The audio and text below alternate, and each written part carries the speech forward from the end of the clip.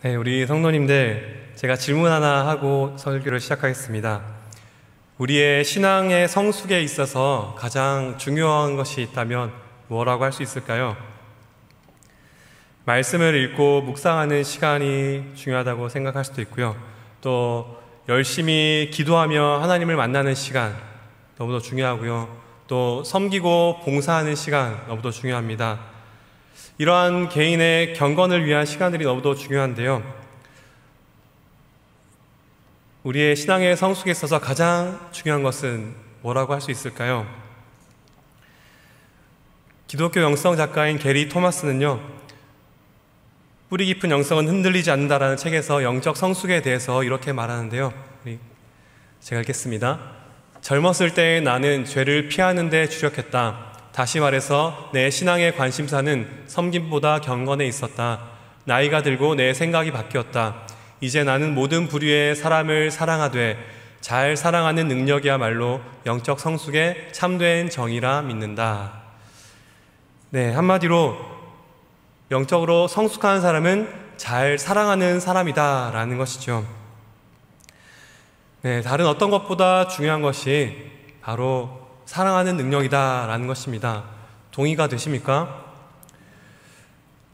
위대한 교부이자 신학자인 어거스틴은요, 비슷한 말을 했는데요. 중요한 것은 기도에 드린 시간이나 선행의 양이 아니라 당신의 사랑의 크기입니다. 네, 기도에 드린 시간, 선행의 양이 중요하지 않다는 것이 아니라 가장 중요한 것은 바로 사랑이다라는 것이죠. 여러분들의 사랑의 크기는 얼마나 되십니까?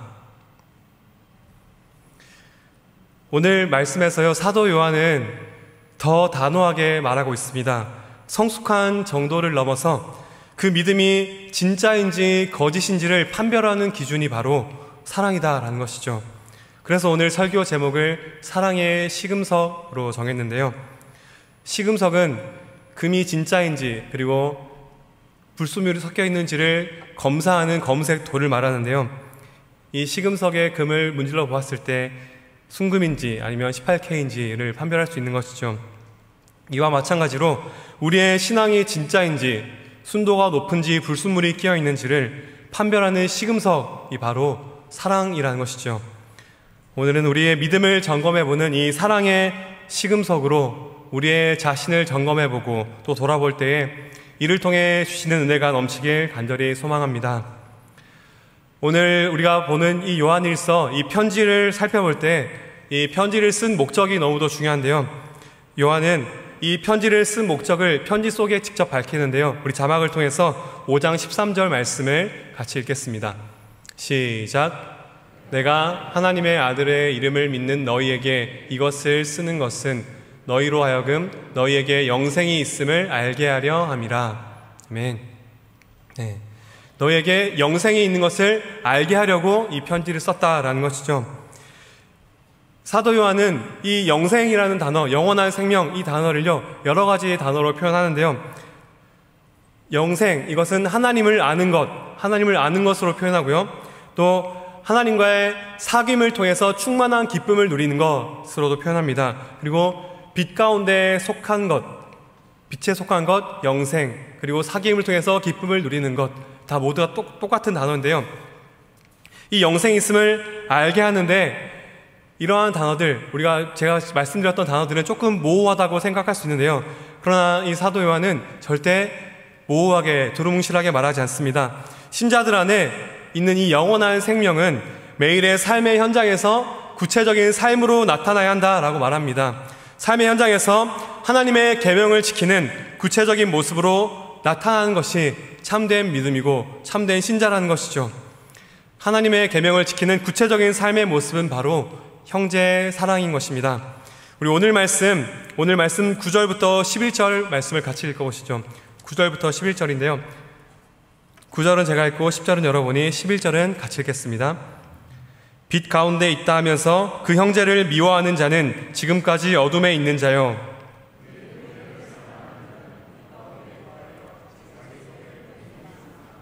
그의 형제를 미워하는 자는 어둠에 있고 또 어둠에 행하며 갈 곳을 알지 못하나니 이는 그 어둠이 그의 눈을 멀게 하였음이라. 아멘.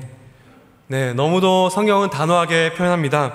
사랑을 행하는 사람은 빛에 속한 사람이고요, 미워하는 자, 사랑하지 않는 자는 어둠에 속한 자다라고 너무도 분명히 말하죠. 이 어둠은요, 빛이신 하나님과 도저히 함께할 수 없는 자들입니다. 하나님께 대적하며 또 사탄이 지배하는 그 나라에 속한 자들, 그 악한 어둠에 속한 자들, 바로 구원받지 못한 자들이 바로 사랑하지 않는 자들이다라는 것이죠. 사랑이 없는 자는 참 신자가 아니라는 말입니다. 조금 무리한 주장이 아닙니까? 왜 이렇게 사도 요한은 단호하게 말하고 있을까요? 그 근거는요, 이 사랑하라 라는 이 계명이 전혀 새로운 것이 아니다라는 것이죠. 우리 오늘 본문 7절 말씀을 보시겠습니다. 7절입니다. 사랑하는 자들아, 내가 새 계명을 너희에게 쓰는 것이 아니라 너희가 처음부터 가진 옛 계명이니 이 옛 계명은 너희가 들은 바 말씀이거니와. 아멘. 네, 이것이 너희가 처음부터 들었던 말씀이다, 너희가 가진 옛 계명이다 라는 것이죠. 새로운 계명이 아니다 라고 말하고 있습니다. 이것은 구약 성경이 기록되기도 전에 하나님께서 하나님의 형상으로 우리를 만드실 때 우리 안에 심어주신 것이죠. 하나님께서 그러하셨듯이, 삼위 하나님께서 그렇게 하셨듯이 인격적인 관계 안에서 서로 사랑을 하고 또 사랑을 받는 관계로 우리를 그렇게 만드셨습니다. 우리 안에, 우리의 존재 속에 그렇게 그 사랑을 심어주신 것이죠. 예수님께서는 구약에 나오는 모든 말씀들의 가장 중요한 계명이 바로 하나님 사랑 그리고 이웃 사랑이다, 이 사랑의 계명이 가장 중요하다라고 말씀하시죠. 그래서 이 편지를 읽고 있는 이들, 모든 신자들은요, 이 사랑하라는 계명이 가장 중요한 것임을 누구나 다 알고 있다. 그래서 이것이 새로운 것이 아니라 옛 계명이다 라고 사도 요한은 말하고 있습니다. 그런데요, 이 사랑의 계명이 오래된 옛 계명이지만 그리고 또 새 계명이다 라고도 말하는데요, 8절을 보시죠. 8절입니다. 다시 내가 너희에게 새 계명을 쓰노니 그에게와 너희에게도 참된 것이라. 이는 어둠이 지나가고 참 빛이 벌써 비침이니라. 아멘. 네, 이전에는 옛 계명이다 라고 하더니 이제는 또 새 계명이다 라고 말하죠. 사실 똑같은 말인데요, 왜 이렇게 말할까요? 옛 계명인 동시에 새로운 계명인 것이죠.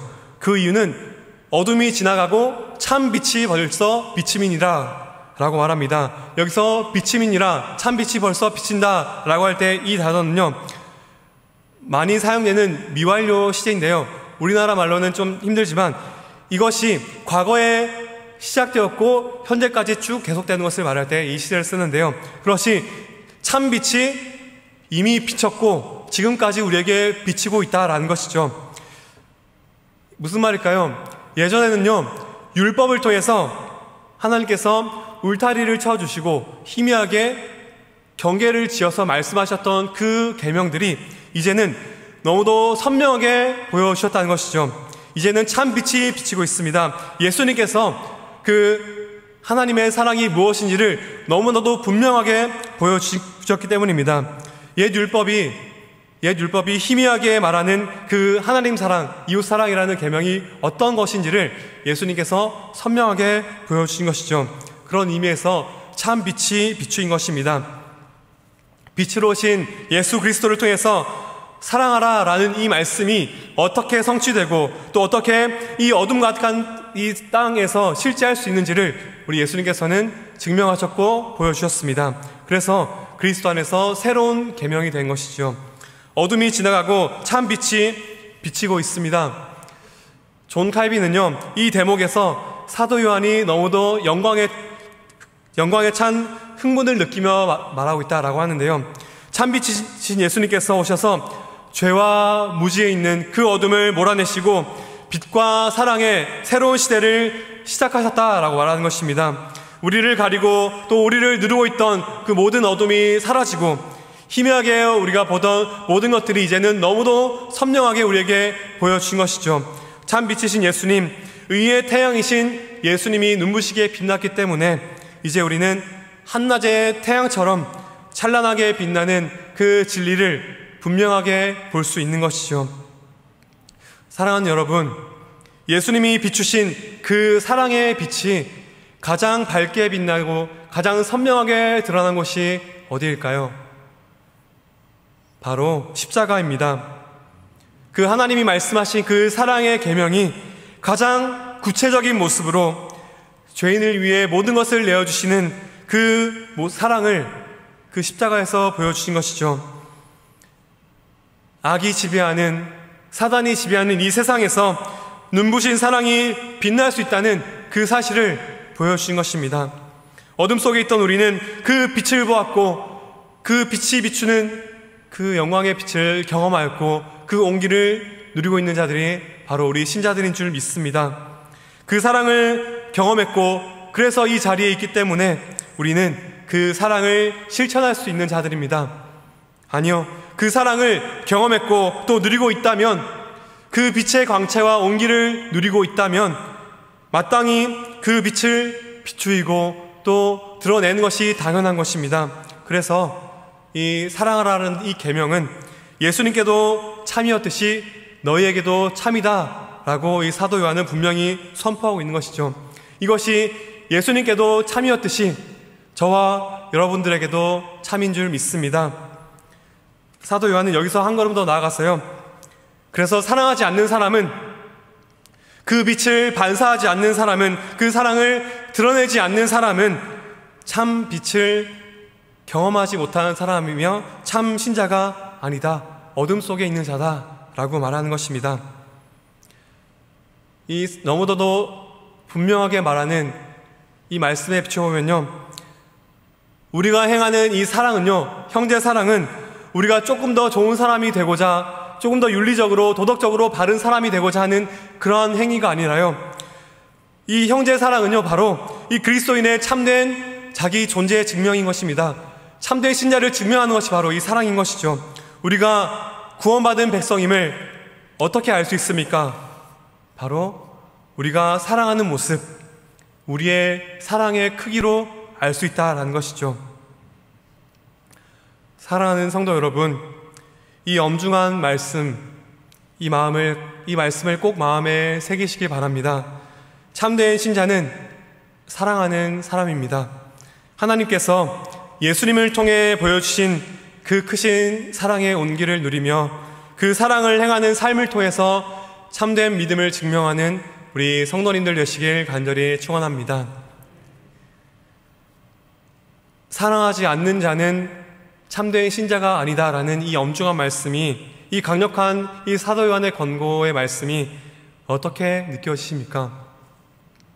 이 단호한 말씀 앞에 사실은 정말 벌거벗은 것처럼 부끄럽고 또 송구스러울 수밖에 없는 것 같습니다. 그 크신 사랑으로 우리를 구원하셨고 그 눈부신 사랑의 빛을 우리는 이미 경험했지만 여전히 어둠에 걸려서 넘어지는 우리의 실존 자체가 문제인 것 같습니다. 어떤 한 신학자의 표현처럼 죄인인 우리에게 이기심은 그냥 인간적인 상수와도 같죠. 늘 우리를 따라다니는 것이 이기심입니다. 사랑하는 것이 마땅하고 너무도 중요하다라는 것을 잘 알지만 사랑할 수 있는 힘이 우리에게는 없는 것 같습니다. 참 빛이신 그 예수님의 빛을 우리는 반사하고 비추어야만 하는데 우리의 일그러지고 구부러진 모습은 그 빛을 온전히 비추이지 못하고 자꾸만 왜곡시키죠.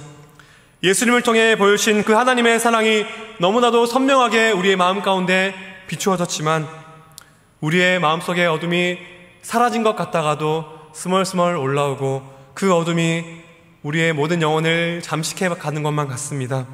이 끝나지 않는 갈등과 긴장이 여전히 우리 안에 있지 않습니까? 이 말씀을 묵상할 때 참 사도 바울의 그 진심 어린 고백이 떠오르는데요. 오라, 나는 곤고한 사람이로다. 이 사망의 몸에서 누가 나를 건져낼까? 사랑하는 성도 여러분, 참 사랑 없는 우리의 모습에 또 낙심하고 절망할 수 있지만 그러나 여러분 안심하십시오. 우리의 이런 연약한 모습, 그럼에도 불구하고 이 사랑하라 라는 이 말씀이 새로운 계명인 이유는요, 그 사랑의 능력이 우리에게 공급되고 있기 때문입니다.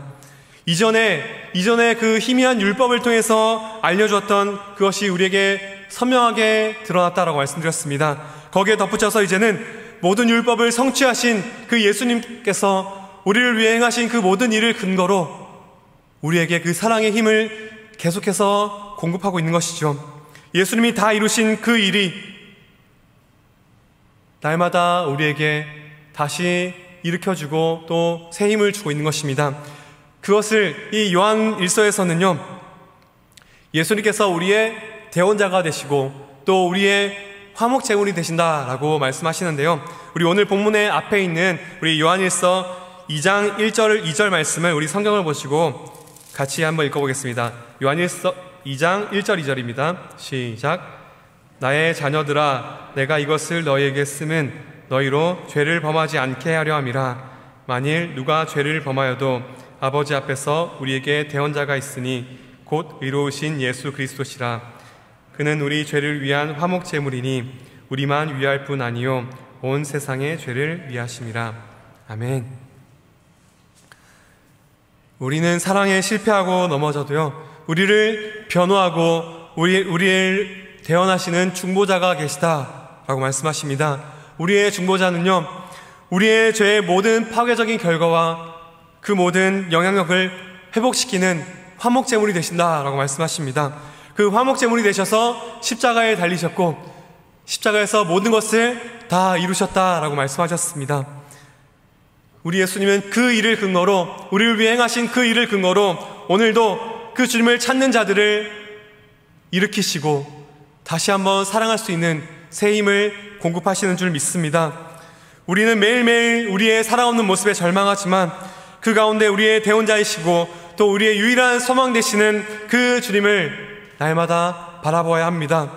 우리를 위해 행하신 그 일들을 통해 보여주신 그 크신 사랑과 은혜를 깨닫고 경험할 때에만 조금이나마 그 사랑을 행할 수 있는 것이죠. 사랑은 하나님께 속한 것입니다. 그래서 우리는 하나님께서 그리스도를 통해 보여주신 그 사랑을 경험하고 누릴 때에만 조금이나마 그 사랑의 모습을 닮아갈 수 있는 것입니다. 그래서요, 이 사도 요한은 이 편지에서 계속해서 이 사랑의 시작은 너희가 아니라 하나님이다 라고 강조하고 또 강조합니다. 우리 오늘 본문 앞에 있는 2장 5절 말씀을 같이 한번 읽겠습니다.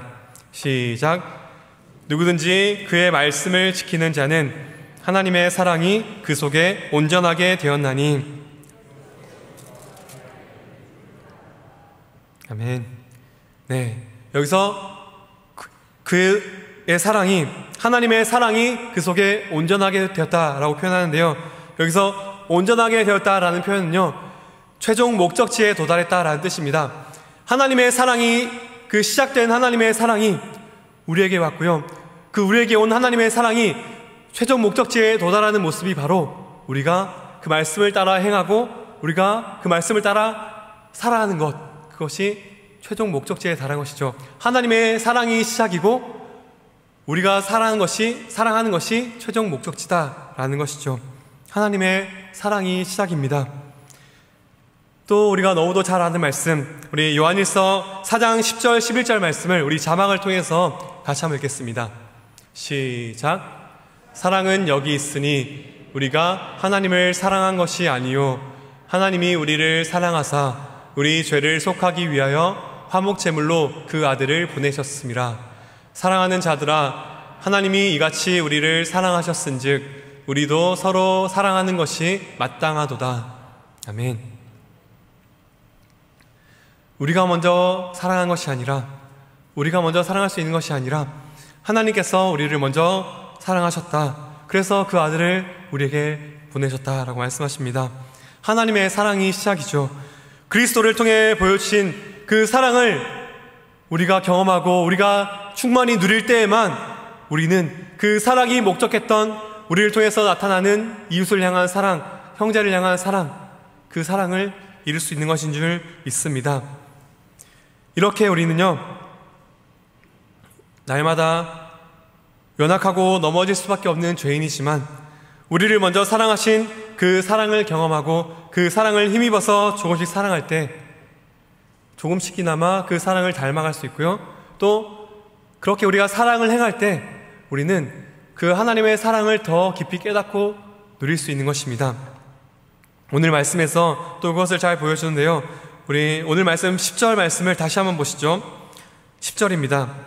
그의 형제를 사랑하는 자는 빛 가운데 거하며 자기 속에 거리낌이 없으나. 네, 여기서 거리낌이 없다라고 할 때 거리낌이라는 단어는요, 장애물, 걸려 넘어지게 하는 장애물이라는 뜻인데요. 그래서 다른 곳에는 어떤 사람을 실족하게 하는 장애물, 이런 뜻으로 쓰였습니다. 누군가 걸려 넘어지게 하는 장애물, 사랑하는 사람은요, 누군가를 걸려 넘어지게 하지 않는다는 것이죠. 사랑하는 사람은 상대방이 하나님의 사랑을 깨닫고 누리도록, 그래서 영생을 누리도록 돕고 격려합니다. 그런데 여기서는 이 장애물에 걸려 넘어지는 사람이 타인이 아니라 바로 자기 자신이다라고 하는데요. 10절에 보시면 자기 속에 거리낌이 없다라고 분명히 말합니다. 사랑을 행하는 사람은요, 자기 속에 장애물이 없다는 것이죠. 사랑을 행하는 사람은 하나님과 사귐을 누리고 또 그 사랑을 깊이 깨닫는데, 그 사귐을 통해서 그 충만한 기쁨을 누리는데, 그 영생을 누리는데 전혀 아무런 방해와 거리낌이 없다, 아무런 장애물이 없다라는 것입니다. 사랑을 하는 사람은 자기 속에 그러한 장애물이 없다라는 것이죠. 사랑하는 성도 여러분, 하나님의 사랑을 누리고 하나님과의 충만한 사귐을 통해서 기쁨을 누리고 계십니까? 혹시 하나님의 사랑을 누리고 경험하는 데 있어서 무언가 거리낌이 있는 것 같고 장애물이 있는 것 같지 않으십니까? 그래서 자꾸만 무언가 내 마음이, 나의 영혼이 메말라 가고 있는 것 같지 않습니까?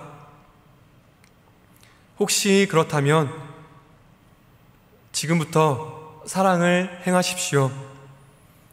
아니, 지금 내 형편이 말이 아닌데 누군가를 어떻게 사랑할 수 있냐라고 말할지 모르겠습니다.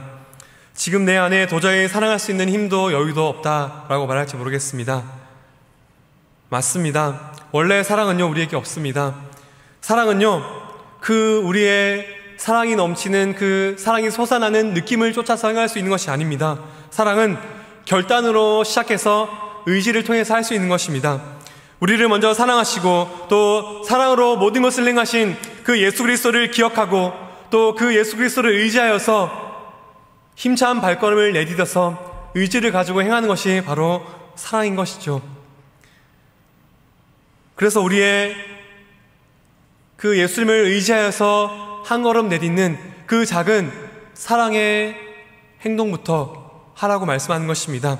그 우리의 작은 사랑의 실천이요, 그 우리의 작은 사랑의 실천이 마중물이 되어서, 그 우리의 사랑을 행하는 그 사랑이 마중물이 되어서 더 큰 하나님의 사랑을 누리게 하는 것이죠. 형제를 사랑할 때 우리는 하나님과의 사귐을 통해서 그 사랑을 더 누리고 경험하며 충만한 기쁨을 누리게 하실 것입니다. 우리를 위해 전부를 내어주신 그 하나님의 사랑을 더욱 생생하게 누리고 경험할 것입니다. 반대로 사랑하지 않으면 어떻게 된다고 말합니까? 11절 말씀을 보시죠. 11절입니다. 그의 형제를 미워하는 자는 어둠에 있고 또 어둠에 행하며 갈 곳을 알지 못하나니 이는 그 어둠이 그의 눈을 멀게 하였음이라. 아멘. 사랑하지 않는 자는 이미 어둠에 있고요, 그리고 그 어둠이 계속해서 우리의 눈을 멀게 하고, 그래서 우리가 갈 길을 알지 못한다 라고 말하죠. 사랑하지 않는 그 자체가 우리에게 더 큰 장애물과 거리낌이 되어서 하나님과의 사귐에서 점점 더욱더 멀어지게 한다는 것입니다. 그런데요, 그러다 보면 문제는 점점 더 우리는 그 어두움 속에서 편안함을 누리게 되는 것이죠. 잘못되어 가는지도 모르고 사랑하지 않고 나만을 위해서 나만 생각하며 사는 그 삶에 만족하고 안주해 버리는 것입니다. 그래서 사랑하지 않으면 점점 우리의 영혼은 메말라 갈 것이고요, 어둠이 우리의 눈을 멀게 하여서 점점 그 참 빛에서 멀어지게 할 것입니다. 그래서 사랑하는 여러분, 사랑을 행하십시오. 사랑을 행하는 것은요, 하나님과의 사귐을 지속하게 하는 열쇠이고요, 그리고 하나님의 크신 사랑이 우리의 영혼 깊숙한 곳에서 흘러넘치게 하는 마중물이 되는 줄 믿습니다. 우리의 작은 사랑이 마중물이 되어서 우리의 심령에 그 크신 하나님의 사랑이 흘러넘치게 하는 줄 믿습니다. 그 우리의 작은 사랑의 마중물을 부을 때 하나님의 크신 사랑의 물줄기가 우리의 심령에, 또 우리의 주변에, 우리가 있는 모든 곳에 흘러넘치게 될 줄 믿습니다. 그래서 우리는요, 날마다 사랑을 배우고 훈련해야 하는 것입니다. 사랑이 참된 믿음을 판별하는 시금석이고, 또 그 사랑을 더 크게 누리는 마중물과 같다라고 말씀드렸는데요. 그래서 우리는 사랑을 배우고 훈련해야 합니다. 그런데 그 사랑을 배우고 훈련할 수 있는 가장 좋은 곳이 어디인 줄 알고 계십니까? 바로 그리스도인의 공동체인 교회입니다. 신자들의 공동체인 교회는 사랑을 실천하고 배울 수 있는 가장 좋은 곳이죠. 이렇게 말하면 또 누군가는 또 이렇게 반박할지 모르겠습니다. 참 위선적이고 자기 멋대로인 사람들이 모인 곳이 교회가 아니냐라고 반문할지 모르겠는데요. 맞습니다. 그렇게 부족한 사람들이 모인 곳, 그 예수님의 사랑이 아니면 살아갈 수 없는 사람들이 모인 곳, 그곳이 바로 교회입니다.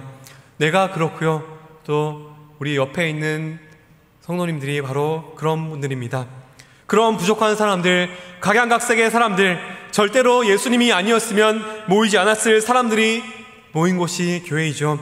그래서 삐죽삐죽 각기 다른 방향을 향해서 달리던 사람들이 성령의 띠로 묶여서 함께 있는 곳이 교회입니다. 그러다 보니 사랑하다가도 또 때로는 지치기도 하고요, 또 때로는 실망하기도 하고요, 또 사랑을 하다가 때로는 상처를 받기도 하는 것이 어찌 보면 당연한 것이죠. 그런데 그 과정을 통과해야만 우리는 진짜 사랑을 배울 수 있는 것입니다. 참 사랑은요, 예수님이 보여주신 참 사랑은요, 그래서 성경이 말하듯이 언제나 오래 참는 것이고요, 사랑은 모든 것을 견디는 것이다 라고 말하죠. 그 진짜 사랑은 예수님이 보여주신 사랑입니다. 그 예수님의 사랑은 정말 나와 같이 절대로 사랑할 수 없는 사람들, 그 원수와도 같은 사람들을 위해서 모든 것을 내어주신 그 사랑이기 때문에 그렇습니다. 우리는 그 사랑을 이 교회 안에서, 또 우리가 날마다 부대끼는 우리 성도들과의 관계 속에서 배우고 또 훈련해야 하는 것이죠. 사랑하는 성도 여러분, 사랑을 배우고 실천할 수 있는 이 최고의 환경, 이 교회 안에 우리는 공동체로 모여 있습니다. 그래서 서로의 연약함과 모난 부분이 있더라도 우리를 묶어주신 성령 안에서 또 하나님의 사랑을 힘입어서 그렇게 서로를 사랑하고, 또 그 세상 가운데 그 사랑을 드러내야 할 사람들이 바로 저와 여러분들, 우리 교회인 것이죠. 나를 먼저 사랑하신 그 하나님은요, 나를 먼저 사랑하신 그 하나님은 우리 옆에 있는 성도들도 그렇게 사랑하시는 줄 믿습니다. 그렇게 우리를 먼저 사랑하신 그 사랑을 알고 또 그 사랑을 힘입어서 연약한 중에도 그 사랑을 의지하여서 서로 힘써 사랑을 행하고, 또 이를 통해서 더 큰 사랑과 기쁨을 누리는 우리 성도님들이 되시길 간절히 축원드립니다. 이제 말씀을 마무리할 텐데요, 많은 사람들이 지금은 교회의 위기다라고 말합니다. 그리고 위기 때마다 나오는 말이요, 초대교회로 돌아가자, 처음으로 돌아가자라고 하는데요. 초대교회로 돌아가자라고 할 때 초대교회의 어떤 부분이 떠오르십니까? 오늘 편지를 쓴 사도 요한, 또 사도 베드로, 바울과 같은 또 그런 사도들을 떠올릴지 모르겠습니다. 이적을 행하고 또 말씀을 전할 때 3,000명이 한 번에 회개하는 그 놀라운 일들이 성경에 기록되어 있죠. 사도 바울은 또 어떻습니까? 그 온 유럽을 다니고 복음을 전해서 유럽을 복음화시켰지요. 그런데요, 교회 역사가인 후스토 곤잘레스라는 사람은요, 초대교회의 이런 선교의 확장에 있어서 이렇게 말하는데요. 우리 그림 한번 띄워주시죠. 제가 읽겠습니다. 초대교회의 확장에 있어서 바울의 기여를 너무 과장하면 안 된다. 초기 교회의 선교 사역의 대부분은 상인, 여행자, 노예와 같은 무명의 신자들에 의해 이루어졌다. 네, 우리는 당연히 유명한 사도들을 떠올리지만 이 역사가들은 이들이 아니라 정말 무명의 신자들, 그냥 보통 성도들에 의해서 그 놀라운 선교의 확장이 일어났다라는 것이죠. 그 초대교회 성도들이 어땠길래 그랬을까요? 초대교회는 묵묵히 그 자리에서 자신의 삶으로 사랑을 실천했습니다. 이들은 보통 사람들이 모여서 서로 사랑하며 또 그 안에서 하나 되었고요. 그리고 그 사회에서 가장 연약한 자들, 고아와 과부들, 사회에서 소외된 모든 자들을 입히고 먹이고 그들을 섬겼습니다. 그래서 알리스터 맥그레스라는 신학자는요, 이 초대교회에서 보통 신자들의 그 역할들을 이렇게 설명하는데요. 그리스도인 공동체는 사회의 수직적인 위계 구조에서 밑바닥에 자리한 사람들이 자신이 소중하고 가치 있는 존재라는 의식을 갖도록 도와주었다. 네, 정말 밑바닥에 자리했던 사람들, 가장 소외되었고 가장 힘없는 자들, 이들을 섬기고 모든 사람이 버렸던 외면했던 자들을 찾아가서 섬기고 사랑했던 자들이 바로 초대교회의 보통 성도들이었다라고 말합니다. 그래서 실제로 사회의 역사가들도요, 그 당시에 그리스도인들의 역할들을 이런 식으로 기록을 하고 있는데요. 당시 고아와 과부들, 힘없는 약자들이 초대교회 성도들의 사랑을 통해서 삶의 의미와 희망을 찾았다라고 말합니다. 이렇게 사회적인 약자들, 소외당한 이들이 복음 안에서 삶의 희망을 얻고 자신들이 가치 있는 존재다라고 여기고 살아나는 일들은요, 항상 교회가 생명력이 있을 때 일어난 일들이었습니다. 교회 역사가 이것을 말해주는데요. 오늘날 우리의 교회는 어떠합니까?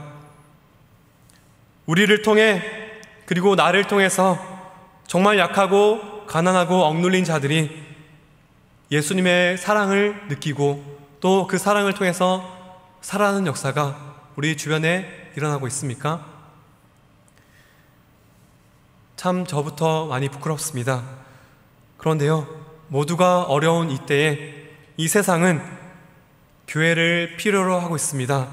예수님의 사랑을 보여주고 예수님의 사랑으로 이 시대의 밑바닥에서 소외받고 고통당하는 자들에게 새 힘을 주고 그들의 삶의 의미와 희망을 찾아주는 그 역할을 하는 교회, 저와 여러분들을 지금 이 시대는 필요로 하고 있습니다.